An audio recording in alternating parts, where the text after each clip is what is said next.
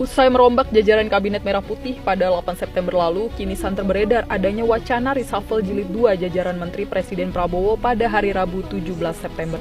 Menanggapi informasi yang telah beredar ini, Badan Pengendalian Pembangunan dan Investigasi Khusus atau Bapisus Aris Marsudianto tak membantah ataupun membenarkan. Dirinya justru menegaskan persoalan perombakan kabinet sepenuhnya merupakan hak prerogatif Presiden. Tidak hanya itu, terkait isu Mahfud MD yang disebut-sebut bakal ditunjuk sebagai Menko Polkam, Aris meminta publik agar menunggu kepastiannya dari pihak istana langsung. Sementara itu, Ketua Umum Partai Golkar sekaligus Menteri ESDM Bahlil Lahadalia menyinggung soal kekompakan di Kabinet Merah Putih ketika Presiden Prabowo Subianto melakukan reshuffle kabinet. Menurut Bahlil, perombakan kabinet harus dihargai sebagai hak prerogatif kepala negara. Oleh karenanya, memberhentikan dan mengangkat menteri merupakan hal yang tak perlu dicampuri. Menurut Bahlil, reshuffle juga bagian dari hal rutin yang setiap saat bisa dilakukan Presiden. Sebagaimana diketahui, Presiden Prabowo Subianto secara resmi melantik 4 jabatan menteri dan 1 wakil menteri Kabinet Merah Putih sisa masa jabatan 2024-2029 yang digelar di Istana Negara Jakarta pada hari Senin 8 September lalu. Meski begitu, 2 kursi menteri yakni Menko Polkam dan Menpora hingga saat ini belum diisi oleh pejabat yang definitif sejak reshuffle pertama ini. Keputusan Presiden Republik Indonesia nomor 96P tahun 2025 tentang pemberhentian dan pengangkatan Menteri dan Wakil Menteri Negara Kabinet Merah Putih periode tahun 2024-2029.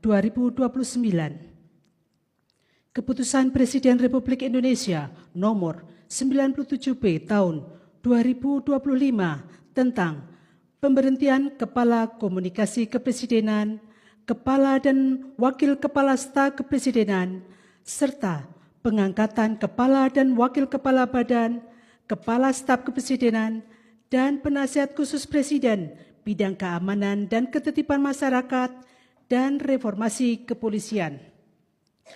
Keputusan Presiden Republik Indonesia nomor 152 TPA tahun 2025 tentang pemberhentian dari jabatan pimpinan tinggi utama dan jabatan pimpinan tinggi madya serta pengangkatan dalam jabatan pimpinan tinggi utama di lingkungan lembaga kebijakan pengadaan barang jasa pemerintah.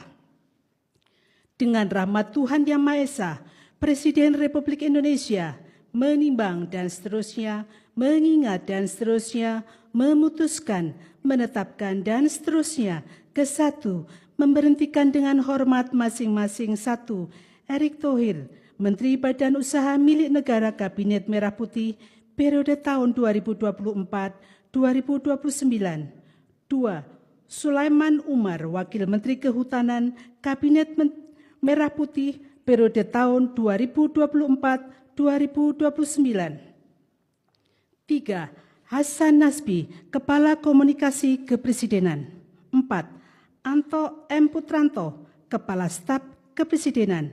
5-3. Mengangkat masing-masing. 1. Angga Raka Prabowo sebagai Kepala Badan Komunikasi Pemerintah. 2.